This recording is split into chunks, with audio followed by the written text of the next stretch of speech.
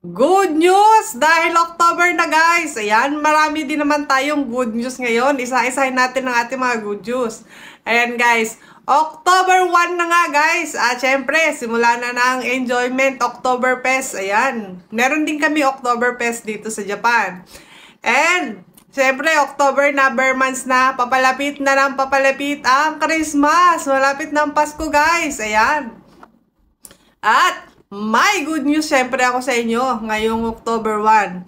And syempre kasama doon ang bad news. Unahin muna natin ang good news para naman magkaroon kayo ng good vibes. Ayan guys. So ngayon nga guys ay October 1 na. At syempre simula na din po ng autumn sa Japan. Good news yan dahil hindi na masyadong mainit. Eto guys, sa mga taga-Pilipinas, ito po yung para sa akin guys, pinakamagandang weather sa Japan itong autumn. Ayan, yung papalamig. Wala nang aircon, wala nang init. Ayan guys, at napakaganda po ng paligid ng Japan. Sa mga gusto pong mag-travel sa Japan, ito po ang chance nyo. Ito po ang suggested ko na mga months na maganda mag-travel from October, November, December po. Yan, nandyan pa po yung mga magandang view sa Japan. Napakaganda po ng kulay. Alam niyo yung madilaw-dilaw na mamula-mula. Yung maglalagas na nga talaga yung mga dahon. At napakaganda po niyan guys. So, sa mga good news yan, sa mga gusto mag-travel dito sa Japan, ito po yung chance nyo. Ito po yung mga months na chance nyo guys. Ayan. So, dito naman tayo sa usapang good news again dito sa Japan. Siyempre, meron tayo good news. Ayan, unahin na nga natin guys ang ating taas sahod. Ayan guys. Actually guys, kami na-inform na kami taas sahod. Na-inform na din ang aking kasama na tataas ng sahod niya. Guys, mula October 1 po, pakinote po. From 1,055 yen to 1,118 yen. Tataas na po ng 63 yen ang sahod nyo. So, ganito guys. Wala na pong bababa ng 10 yen pababa. So, kung kayo guys ay Pilipino na nakararanas pa ng 10 yen pababa, pwede po kayong magreklamo dahil yan po ay ibinalita na sa TV at meron din akong video. Kailangan meron tayo ipakita na talagang wala nang makararanas ng 980, 990, 900 something. Ayan guys. Kailangan po kayo ay mataas na. Nasa senyan na kayo guys. So sa mga taga-Inaka, yung mga alam niyo yun, nasa mga liblib na lugar, pakicheck po na inyong salary rate at pwede kayong mag-complain sa inyong mga bossing na taasan na kayo ng sahod. Dahil nga po, yan ay ipinatupad na ngayong October 1. Actually guys, na-aprobahan niya nung August. Kung nanonood kayo, nakasubaybay kayo sa video ko, na-aprobahan po yan ng August. At yan nga po ngayon ay ipapatupad na mula ngayong October 1. So, dapat po na-inform na kayo ay tataas ang sahod. Ayan guys, kami na-inform na kami. Ayan, good news. At pangalawang good news guys, syempre nakalista pa rin. Ayan, naibalita ko na kahapon. Yun pong mga taga Tokyo at iba pang katulad ng taga Ibaraki ay magkakaroon po kayo ng Jumang na subsidy kung kayo po ay manganganak ng painless delivery. So good news ito kasi halimbawa na lang may mga Pilipino na manganganak, makakaroon kayo ng Jumang kung kayo ay painless delivery. Basta po kayo ay residents ng Tokyo, kayo po ay nag-notify na sa inyong City Hall at kayo nga po ay may mother and baby handbook na po. Ayan. So, covered na po kayo. Mula po ngayong October 1 at nanganak na kayo ngayong October 1. So, yan. Makakatanggap na po kayo. Aba, malaking tulong po yan. Good news po yan.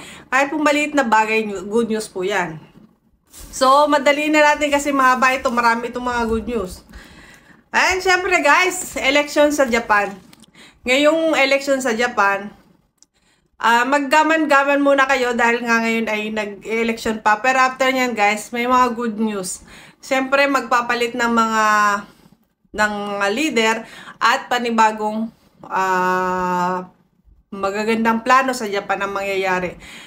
Kaya yan ay good news, guys. Kung sino man ang manalo, sabi ko sa inyo, may good news yan. Ayan. So, hindi ko babanggitin kasi bawal yung mga magbanggit ng pangalan kung sinong bet ko.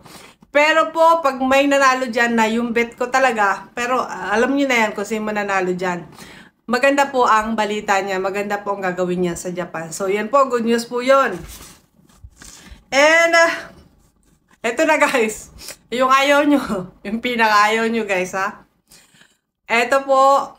Ang pinaka-ayaw nyo guys. Bad news.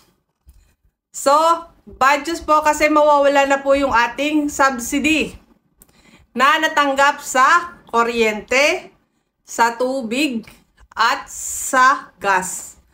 Kung natatandaan nyo at kung kayo nga guys ay nakasubaybay sa akin from Saisokara, noon nagbabalita na ako dito, ay nagbalita ako sa inyo na ngayon, alam ko nakatanggap na kayo ng subsidy, bumaba ang mga kuryente nyo. Tama ba?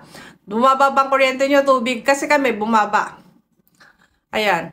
So, bad news kasi tapos na kahapon, September, natapos na po yung ating mga subsidy. So, hindi natin alam kung bibigyan tayo ng panibagong subsidy ng Japan. So, abangan na lang natin na susunod na kabanata. Pero, bad news po kasi tapos na po ngayon September. Yun. Mag-abang na lang tayo ng susunod na kabanata, guys. Ayan. At isa pa sa bad news, guys. Last na to. Last na to. Ayan, guys. Alam ko, nabalitaan nyo na din dyan sa una kong mga balita, na magtataas po na ang 3,000 mahigit na item dito sa Japan. Katulad na lang ng natto, katulad na lang ng mga ibang chicheria, mga inumin. Basta, napapanood nyo din naman at ipapakita ko dyan sa screen yung mga magtataas, guys. Ayan. Magtataas po ng presyo from 20 yen. Kung tataas tayo ng 63 yen, tapos 20 yen na itataas ng bilihin iminay, may tax pa, Tama ba? Ayan, mag-comment po kayo. Alam ko maraming magagalit sa akin dito. Wala ka namang good news eh. Ayan, wala naman akong choice. Oh, ayan, parehas nyo naman ako, wala naman akong choice. Ayan. At isa pa pala ang bad news, guys.